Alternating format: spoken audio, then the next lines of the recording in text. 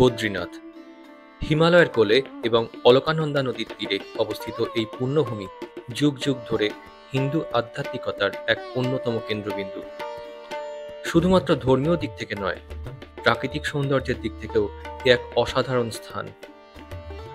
বদ্রীনাথ থেকে মাত্র 4.5 কিলোমিটার দূরে রয়েছে ভারতবর্ষের প্রথম গ্রাম মানা গ্রাম। কথিত আছে এখানে নাকি মহর্ষি বেদব্যাস মহাভারত রচনা করেন এবং সিদ্ধিদাতা গণেশ সেই মহাভারত লিপিবদ্ধ করেন। এই পুণ্যভূমিতেই একমাত্র সরস্বতী নদীর দর্শন পাওয়া যায় এবং তারপরেই তিনি পাতালে বিলীন হয়ে যান। আবার এই পথেই নাকি পঞ্চপাণ্ডব মহাপ্রস্থানের পথে যাত্রা করেছিলেন। পথে তাঁদের সঙ্গী হয়েছিলেন সারমেয়রূপী ধর্মরাজ যম। আজকে আমরা আমাদের ভিডিওতে বদ্রীনাথ যাত্রা সম্পর্কে যাবতীয় তথ্য যথাসম্ভব ডিটেলে দেওয়ার চেষ্টা করেছি।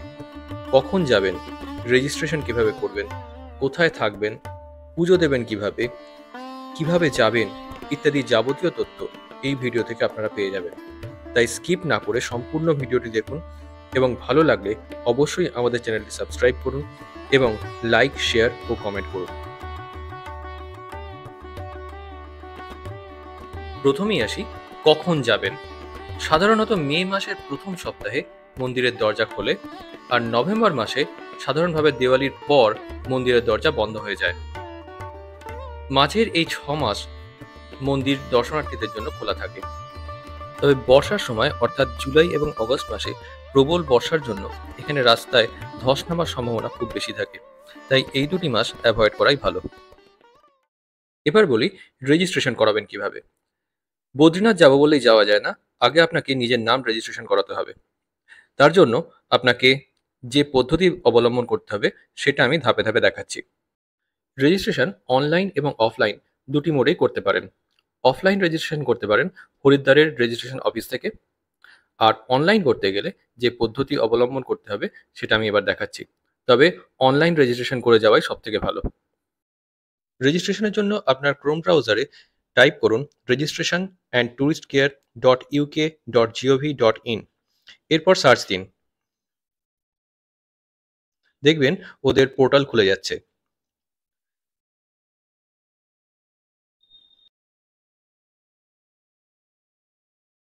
ওপরের ডান দিকে আছে রেজিস্ট্রেশন অ্যান্ড লগ ইন, আর কোন কোন স্টেপ আপনাকে ফলো করতে হবে সেই স্টেপগুলো সব এখানে সুন্দরভাবে বলে দেওয়া আছে। একটু ভালোভাবে মন দিয়ে পড়ে নিন।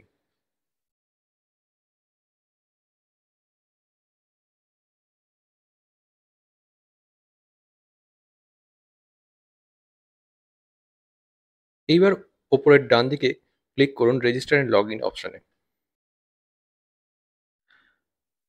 এই ফর্মটা খুলে যাবে। আপনার নাম, মোবাইল নাম্বার এবং আপনি যদি ট্যুর অপারেটর হন তাহলে ট্যুর অপারেটর ক্লিক করবেন, আর যদি নিজে যান অর্থাৎ ইন্ডিভিজুয়াল হন তাহলে ইন্ডিভিজুয়ালে ক্লিক করবেন। করে আপনি একটা পাসওয়ার্ড চুজ করবেন, সেটাকে দুবার টাইপ করে এন্টার করলে আপনার মেন রেজিস্ট্রেশন পেজ খুলে যাবে। তারপর সেখানে আপনার আধার নাম্বার এবং ছবি আপলোড করতে হবে এবং ফর্মটা সম্পূর্ণ ফিল আপ করতে হবে।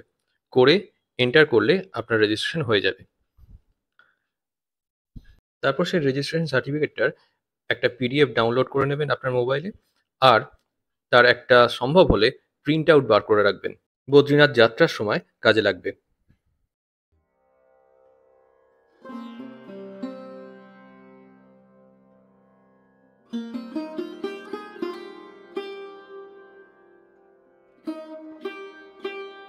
সকালবেলায় রাস্তায় বেরোতেই দর্শন মিলল তুষারাবৃত নীলকণ্ঠ পর্বতের।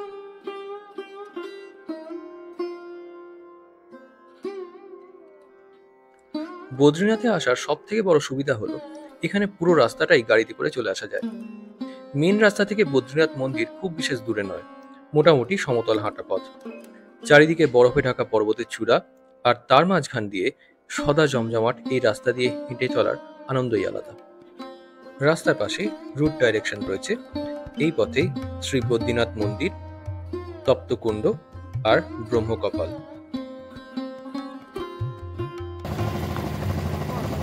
জয় জয় শ্রীরাধ।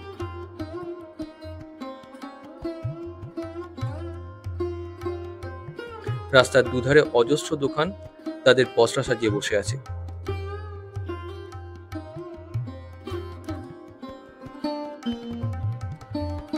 মোটামুটি পুরো রাস্তাতেই নীলকণ্ঠ পর্বত আপনার সঙ্গী হবেন।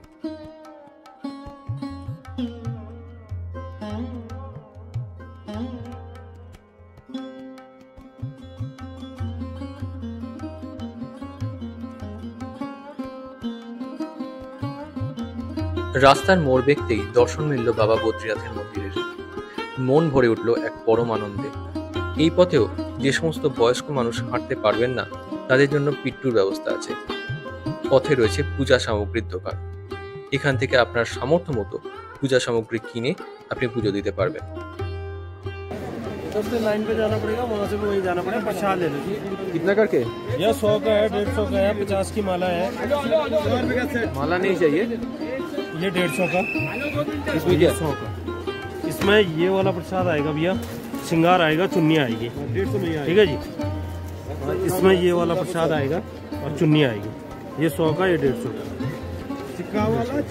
150 টাকা দিন। कौन वाला प्रसाद आएगा इसमें? इसमें ये वाला। ये वाला। और 100 में? इसमें ये वाला। ये लो।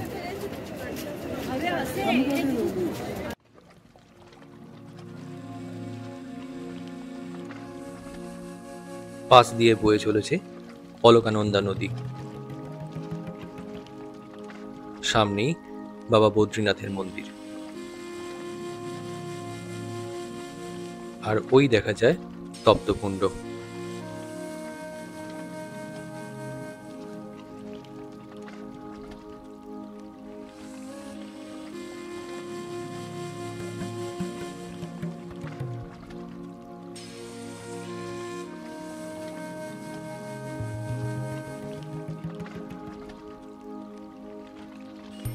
আর এই পথ ধরেই যেতে হবে আপনাকে বদ্রীনাথ মন্দিরে।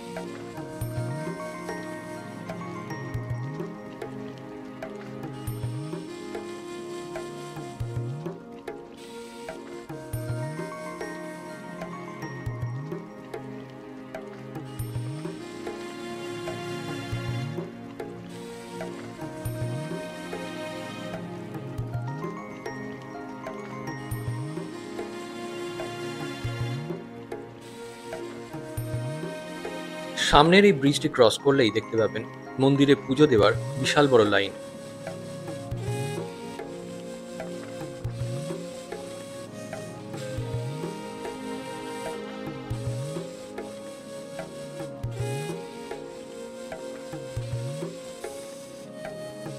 ব্রিজের মাঝখানে এসে মুগ্ধ হয়ে দেখলাম নিচে দিয়ে বয়ে চলেছেন অলকানন্দা নদী। এই ব্রিজের মুখে আপনার একবার রেজিস্ট্রেশন চেকিং হবে। অবশেষে এসে পৌঁছলাম বাবা বদ্রীনাথের দ্বারে। হাজারে হাজারে দর্শনার্থী এসেছেন একবার বাবার দর্শন পেয়ে জীবন ধন্য করার জন্য।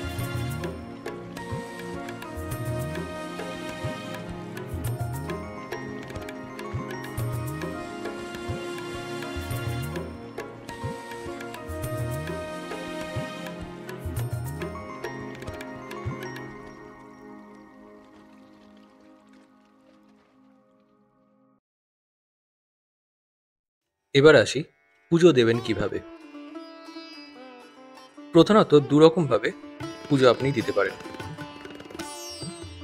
এক, সরাসরি লাইনে দাঁড়িয়ে আপনি পুজো দিতে পারেন। এক্ষেত্রে আপনার প্রচুর সময় লাগবে, কারণ বিশাল লাইন পড়ে। একটু আগেই যে ব্রিজটির কথা বলেছিলাম, যেটি দিয়ে বদ্রীনাথ মন্দির যাওয়া যায়, সেই ব্রিজটি ক্রস করেই আপনি এই লাইন পেয়ে যাবেন। দেখুন দূরে যে শেডটি দেখা যাচ্ছে, এই শেডটি যতদূর পর্যন্ত আছে ততদূর পর্যন্ত কিন্তু এই লাইন আছে। সামনে দেখতে পাচ্ছেন শেড দেখা যাচ্ছে, এই শেডের তলায় মানুষ দাঁড়িয়ে আছেন। আমি এখান থেকে আপনাকে জুম করে দেখাচ্ছি কত দূর পর্যন্ত মানুষের লাইন পড়তে পারে। ওই দেখুন দূরে যে শেড দেখা যাচ্ছে, সেই শেড কত দূর পর্যন্ত চলে গেছে এবং এই পুরো শেড বরাবর লাইন পড়েছে।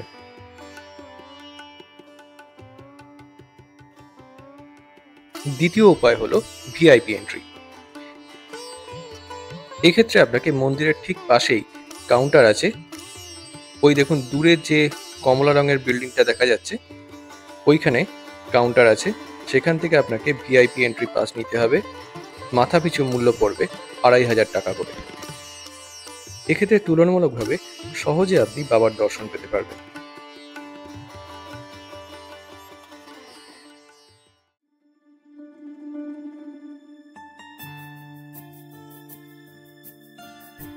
এবার আমরা এগিয়ে চললাম ভারতবর্ষের প্রথম গ্রাম মানা গ্রাম দেখতে। পথে আমাদের সঙ্গী হলেন শ্বেত শুভ্র পর্বতশৃঙ্গ এবং তারই মাঝখান দিয়ে বয়ে চলা অলকানন্দা নদী।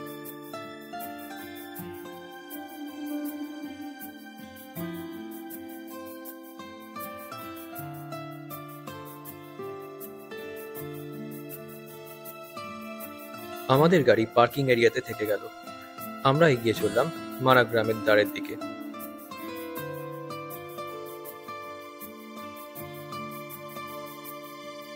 ওই দূরে দেখা যাচ্ছে মানা গ্রামের দ্বার।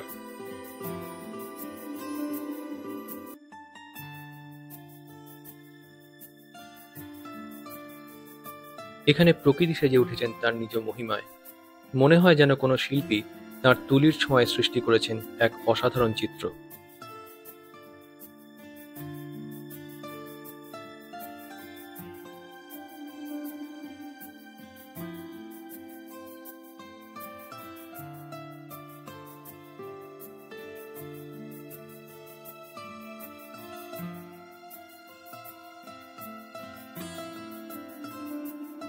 সামনেই গেটওয়ে অফ মানা গ্রাম।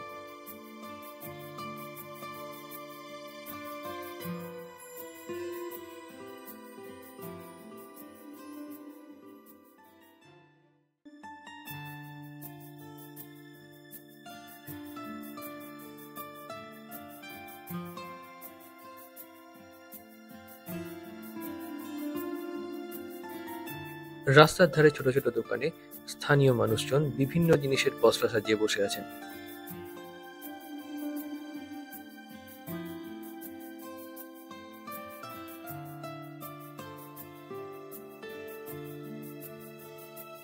খুব সুন্দর উলের সোয়েটার, মাফলার, চাদর ইত্যাদি পাওয়া যাচ্ছে এখানে।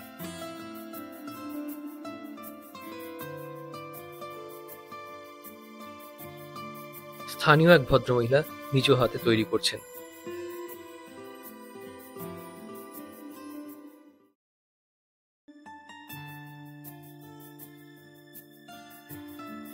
এইখানে রাস্তা দুই ভাগে ভাগ হয়ে যাচ্ছে।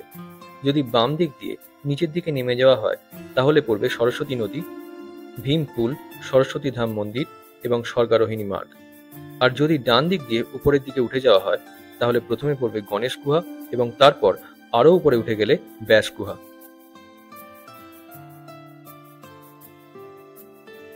আমরা ডান দিকের পথ ধরে উপরের দিকে এগিয়ে চললাম।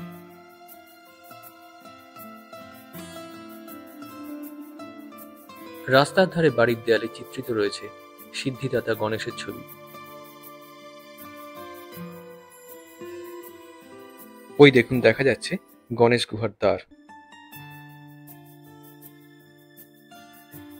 কথিত আছে ব্যাসদেবের মুখনিসৃত মহাভারত এখানেই নাকি সিদ্ধিদাতা গণেশ লিপিবদ্ধ করেন। মন্দিরের ভেতরে ক্যামেরা অ্যালাউড নয়, তাই বাইরে থেকেই আমি মন্দির দেখাচ্ছি।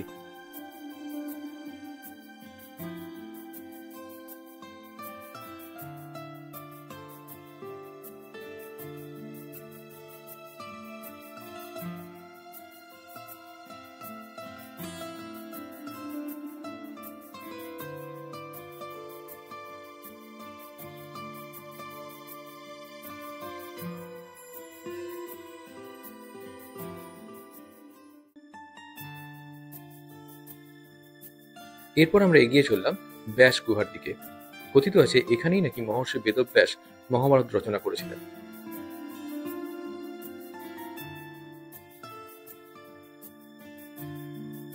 এই মন্দিরের ভেতরেও ক্যামেরা অ্যালাউড নয়, তাই মন্দিরের ভেতরের ছবি আপনাদের দেখাচ্ছি না, বাইরে থেকেই মন্দির দেখাচ্ছি।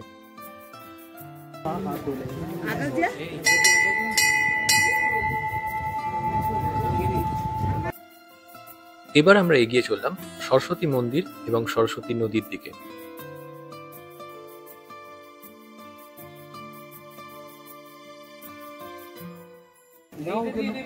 सरस्वती रिवर इस रास्ते से ना? कितना दूरी है दीदी? অবশেষে দর্শন মিলল সরস্বতী নদীর। শুধুমাত্র এখানেই এই সরস্বতী নদীর দর্শন পাওয়া যায়। তারপর তিনি পাতালে বিলীন হয়ে যান।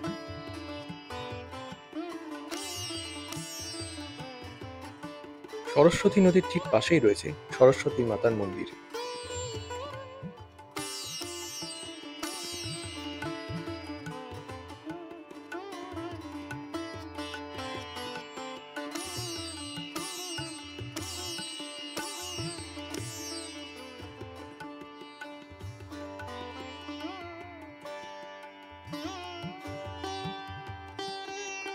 সামনেই স্বর্গারোহিণী মার্গ।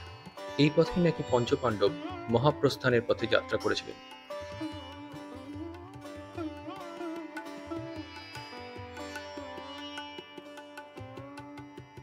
আমরা সরস্বতী নদীর ওপর যে পুলটা ক্রস করে সরস্বতী মন্দিরের দিকে এলাম, এটাই ভীম পুল নামে বিখ্যাত।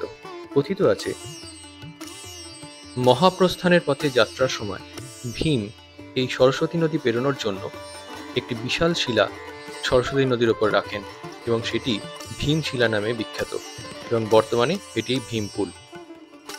স্বর্গারোহিণী মার্গ ধরে প্রায় 6 কিলোমিটার ট্রেক করে বসুধারা ফলস পৌঁছানো যায়।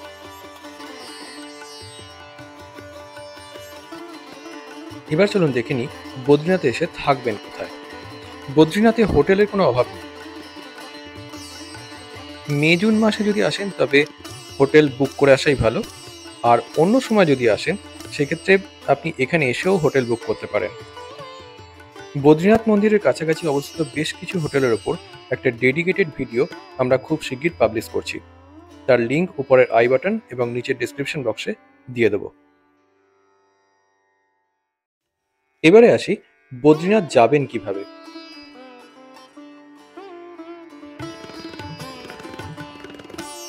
হরিদ্বার অথবা ঋষিকেশ থেকে সরাসরি বাস ধরে বদ্রীনাথ যাওয়া যেতে পারে। সেক্ষেত্রে মাথাপিছু খরচ পড়তে পারে 850 টাকা থেকে 950 টাকা এবং সময় লাগতে পারে 12 থেকে 14 ঘন্টা। যদিও আপনাকে জ্যামের সময় ধরে রাখতে হবে, এক্ষেত্রে সময় আরও বেশি লাগতে পারে। সম্ভব হলে অনলাইনে অর্থাৎ রেড বাসের মতো অ্যাপ থেকে বাসের টিকিট বুক করে তবে যাওয়াই ভালো, সেক্ষেত্রে আপনার সময়টা সেভ হবে। সেকেন্ড অপশন হলো রিজার্ভড কার। সেক্ষেত্রে আপনার গাড়ি ভাড়া পড়তে পারে পার ডে 3300 টাকা থেকে 4500 টাকা পর্যন্ত। সময় মোটামুটি 12 থেকে 14 ঘন্টা লেগে যেতে পারে, নির্ভর করছে কতটা রাস্তায় জ্যাম থাকবে তার উপরে। এক্ষেত্রে আপনি অনেকটাই স্বাধীনভাবে এবং আরামে যেতে পারবেন। আমাদের গাড়ির ব্যবস্থা করে দিয়েছিলেন বশিস ট্রাভেলসের মিস্টার তাপস সরকার।